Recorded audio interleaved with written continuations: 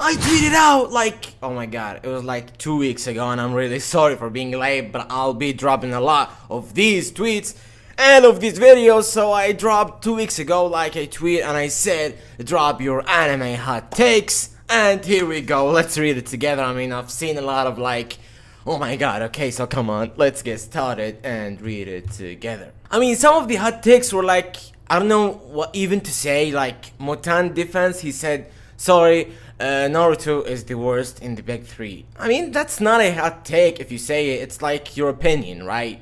Alright, here is Smiley Roo. He said, Skypiea is a top 5 One Piece arc, and I totally agree with him. Because, I mean, as you know, guys, Skypiea is actually one of my favorite, if not my favorite arc. I mean, on manga, my favorite arc in One Piece is Wano, but on anime, I think my favorite arc in One Piece is actually Skypiea. So yeah, it totally makes sense. I mean, the mysteries around the Skypiea, the island, Jaya Island, how it got thrown into the sky with Noland and Kalgra history, the City of Gold and all that. I just really love it, okay? So, alright, into the other one, it's Districts, and he said Sword Art Online is the best piece of fiction. And again, that's an opinion, that's not a hot take. So yeah, alright. Shirian Sharma, he said One Piece post time skip is better than pre-time skip.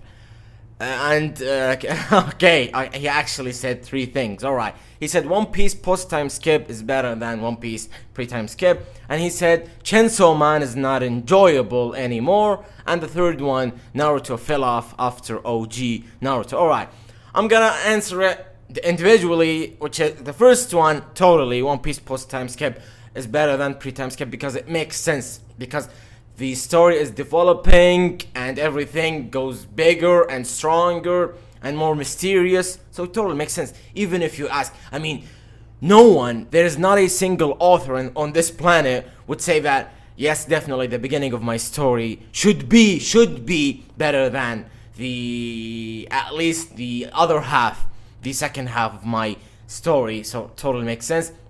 And the other one, Chainsaw Man is not enjoyable anymore. I totally get why are you saying that, in my opinion. I mean, at the beginning of Chainsaw Man, I was like, oh my god, okay, I'm interested, let's see what they got.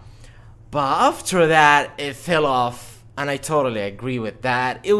It's not enjoyable. I mean, I can totally understand why are you gonna say it, okay? So yeah, I can feel why are you saying that Chainsaw Man is not enjoyable anymore. And the third one, Naruto fell off after OG Naruto. You mean like after Naruto became old and got married and have a kid, right? If you mean by that, you mean after he became a Hokage. So you mean Boruto's story, right? If you mean that, I totally understand why, and I kinda agree with it. I mean, I feel like after Naruto became a Hokage, I felt like, why are we gonna continue this story? And then Boruto came, and the rest is history. I mean, it's not the rest is history as by a good thing. It's by whatever you feel like. Okay, so Zero D-Rocks, he said Mihawk is stronger than Shanks. And again, that's not a hot take in my opinion. It's like an opinion because, yeah, some people, I mean, many people say that Mihawk is stronger than Shanks, and many people say that Shanks is stronger than Mihawk. So I feel like it's not a hot take per se. It's like, I would say that it's an opinion. Okay, so the other one, Spooky Ilka, and he said Bleach is the best in the big three. Again, that's not a hot take. Alright, okay. The word government himself said Spooky and it tweet government. Alright. Naruto becoming Hokage was poorly written, and Kishimoto dropped the ball on his character thereafter. Alright. Again, it's like a continuable answer of the guy who said that Naruto, the story of Naruto fell off after OG Naruto or something like that. I totally get it, and I totally understand it.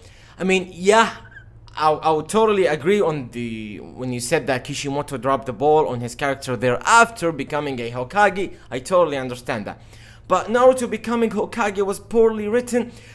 I can say that on some of the details on the building, I would like, yeah, I can say, yeah, I can agree with you on that.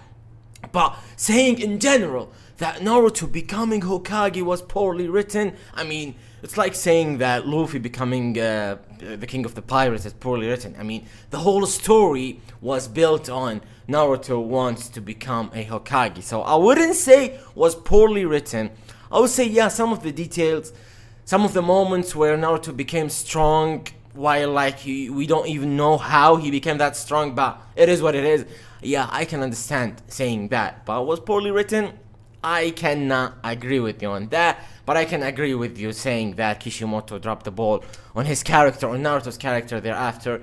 Yeah, and because he was focusing on Boruto, so I can understand that, but I can agree with you at the same time. Okay, so Abahai, I mean, he's actually the GOAT. He was like one of my number one fans since the very beginning, and he said Death Note ending was really unsatisfying.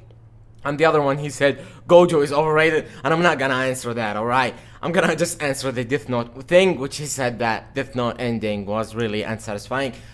In my opinion, I got two things, okay? Death Note story is not how great and big as people say, okay? That's at least my opinion. You can attack me on the comment section down below, okay? But that's at least my opinion. And the other thing, Death Note story really fell off after L's death. Yeah, I'm gonna say it, and I'll always be saying it, okay? L carried Death Note, and by killing L, it really made the story L, okay? Yes, that's at least my opinion, because I feel like killing L and then building for, what was he? He was E or something like that. It was like the students of L or something like that, and then Yagami Light's death and all that. So yeah, I'm gonna say it again, Death Note story is not as great as many people say, okay? And the other thing, which is Death Note story really fell off after L's death. Alright, the other thing, Lucky season, he said Dragon Ball Z is the most overrated anime ever. Okay, skip that. Alright, Best Ito, and he said Rengoku should have been the MC, not Tanjiro. Oh my, that's really a hot take. Alright, that's really a hot take. Why would you, I mean, first of all, why would you say that? Second of all, it really doesn't make sense. The story was built on Tanjiro and his father and everything around that, and his revenge with Muzan and with his sister and all that. It doesn't really make sense. It's like saying that Akainu should have been the MC. You've seen it, right? Or let's not say Akainu, let's say Rayleigh, Silver Rayleigh, or like, it doesn't make sense. Why would you even say that? Rengoku's story was written and was over perfectly, and it made sense. It totally made sense on the whole train arc and all that. But Tanjiro is the main thing on the whole story. Tanjiro's story is the main thing on Demon Slayer, on Kimetsu no Yaiba. So in my opinion, it doesn't make sense saying that Rengoku should have been the MC, not Tanjiro. It's like saying Vegeta should have been the MC. It's like saying Zoro should have been the MC. It's like saying Jinbei. It doesn't make sense because it's like saying Kakashi should have been the MC. It's built on that. So let's just let it be, okay? And it will always be better with the main MC because the story is evolved around that guy, okay? So alright, only Huba Buba? What is this name? Okay, he said Zoom 100 is overrated in my opinion. I heard a lot of people saying that. I haven't actually watched it. I mean, so I'm not gonna even lie to you. I haven't even watched it, so I cannot answer and I cannot even justify your hot take. So I don't even have anything to say about that because I haven't watched it. But I've heard a lot of people saying how disappointed they were by Zoom 100. So yeah, alright. The other one, it's by Tab, Whitebeard's son, my friend. He's really the goat, alright. And he said Luffy, Naruto, and Goku would be best friends, and oh my god, I totally agree on that. Can you imagine Luffy with Naruto and Goku? Oh my god, they're like twins, okay? It totally makes sense, and I would totally pay everything I have to watch it, which is $2, by the way. Alright, okay, so Chris, and he said Unravel is a terrible song. Bro, it's an enemy hot take. Alright, okay. Cynical guy, and he said One Piece is mid with good world expanding, not building. Okay, it's child comedy fight show where MC Plot Armor is so hard he gets respawned like in Call of Duty after losing to try again. Crocodile's fight, Lucci's fight, and now Kaido. Plot outcomes depend on fight outcomes, which run for months. Look, I can answer or I can even justify your hot take by explaining why would you even say that, because somehow I can agree on some of the stuff that you said. But you're totally attacking One Piece in a way that I feel like you hate One Piece and you just wanna criticize it by saying One Piece is mid and all that. If you haven't said One Piece is mid and you explained why you hate One Piece, or you feel like or you feel like, I mean, if you even said that One Piece is overrated, I will get it. I mean, it's not overrated, and your and your hot take sucks. Okay, yeah, per se, but I would have like understand why would you say that, but saying One Piece is mid kinda made me feel like I don't wanna even read the rest because I know that you hate One Piece and that's why you're gonna say the rest. But funny enough, yeah, I totally understand why would you say that, and I totally agree on some of the things that you said. Crocodile's fight, Rob Lucci's fight, and now Kaido. But saying One Piece is mid, comedy, childish, and all that, I would be like totally against you. Okay, so alright, the other guy, it's Mirza some. I'm totally sorry. Okay, top ranked anime shouldn't only consist shonen anime. What's that supposed to mean? Top ranked anime shouldn't only consist shonen. I mean, like, we should include seinen, right? I mean, if you're saying that, yeah, totally makes sense. But if you're saying anime, I would get why people not hyping or not rating the seinen highly, because the anime of the seinen really sucks. Okay, Vagabond, Berserk, even Kingdom, all of these three. It's like, it's alright, listen to me. Kingdom, Berserk, and Vagabond is like better than 95% of the whole shonen, in my opinion, okay? But saying anime wise, yeah, it's not, because I mean, the anime of Berserk really sucks. The anime of Kingdom, except for season 4, it sucks. Vagabond, same, because you get me, right? So yeah, saying that shonen anime, yeah, because I mean, shonen is totally an anime, okay? But seinen really gets a poorly adoption on the anime. So yeah, that's at least my explanation to that. Alright, into the other hot take. It's from Moaz, and he said, Black Clover is my forever anime. Again, that's not a hot take, that's your opinion, okay? And I'm totally fine with you saying that. Everybody has their like forever anime, okay? So, alright, Juice, his name is Juice, okay, and he said Tokyo Ghoul is a good tier show. I thought he said god tier. Alright, Tokyo Ghoul is a good tier show, but it needs to be redone. Yeah, I understand why would you say that, because I mean, the anime of Tokyo Ghoul, let's say, could have been better, okay? I mean, I'm just talking about the adaptation and all that. I'm not talking about the story. The story is really good, okay? So, Ademos Prime, and he said, anime relies entirely too heavily on backstories as it means of quick and easy character development. Okay, I can't tell you how many times I've seen a character who has been completely irrelevant in the story will get a random backstory like it means them a deep character now. Look, and I don't even have to explain why you're so wrong. I totally get it. No. I totally not get it, but I totally get why would you say that. You totally like have a hate on a certain thing. You totally, I can feel that you mean a certain character by that, or let's say certain characters by that. So that's why you made it in general. But yeah, I disagree on that. I mean, knowing the backstory of any person on our real world means everything, because imagine you meeting someone and you feel like he's an amazing guy and oh my god, we can be best friends, okay?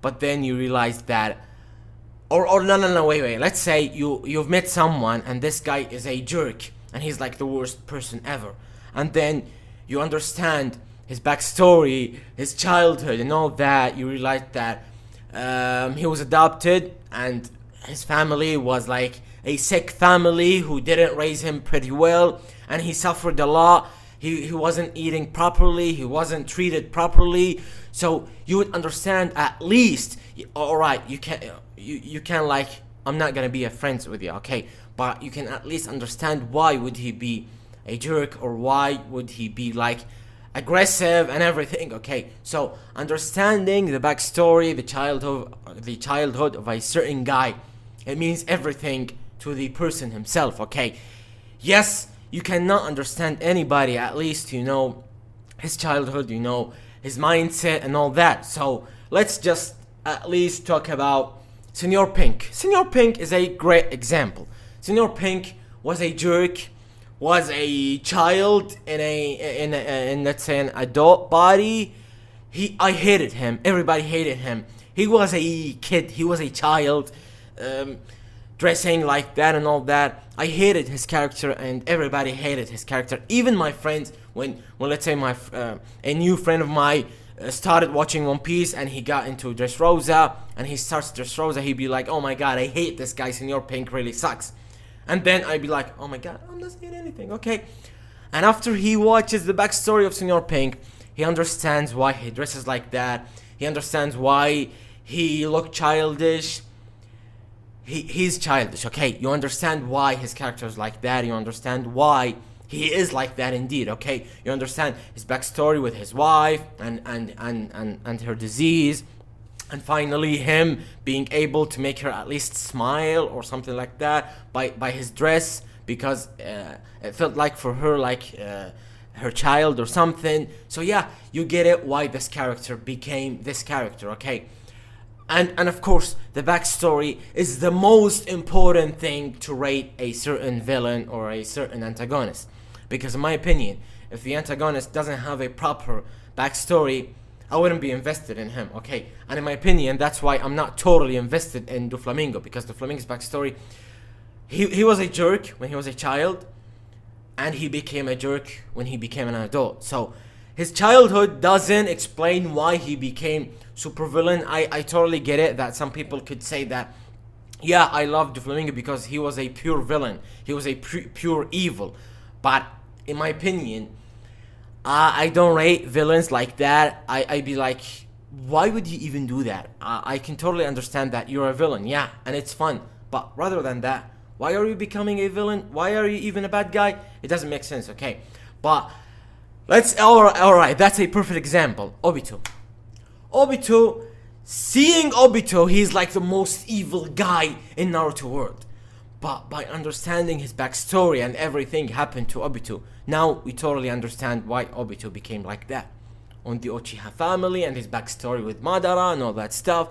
So yeah, after watching Obito's backstory, now I totally understand why Obito became that, and after that I totally loved his character, and I realized how his character was a perfectly written, and it's my opinion, and it will always be my opinion, that Obito is one of the best, if not the best written character in Naruto. And why is that? One of the main thing was of his backstory. So yeah, I mean, that was a long answer, but yeah, alright. No one, and he said his hot take was hot. Oh my god, that was like the most hot take to ever exist, okay? So, alright, Twink hating Twink. Okay, I'm not gonna be... Alright. Nami will become part of the monster trio because she will most likely awaken Conqueror's Haki, and she was the original 3 to join the Straw Hats. It just makes sense. Okay, look, if the monster trio was on a strength-wise, Nami would never be part of the monster trio. I'm sorry.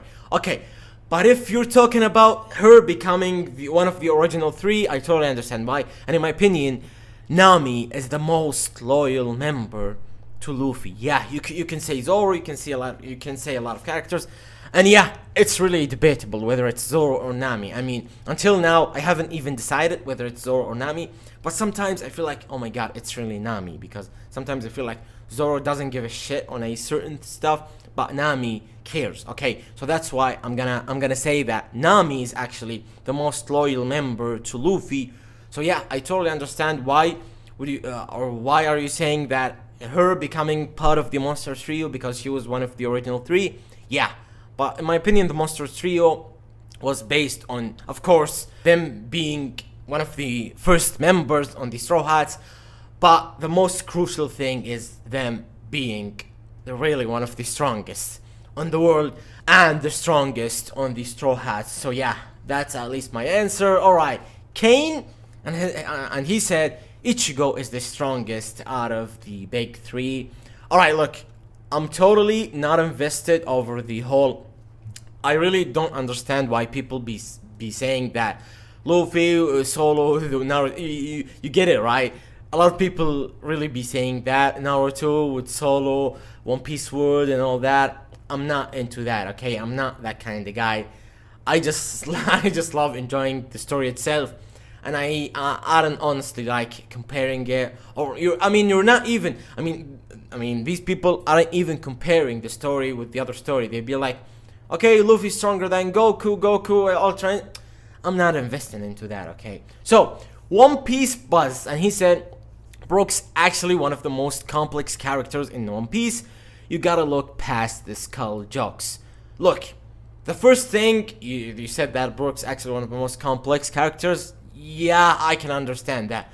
But you gotta look past the skull jokes. I mean, nah, the jokes are just simple.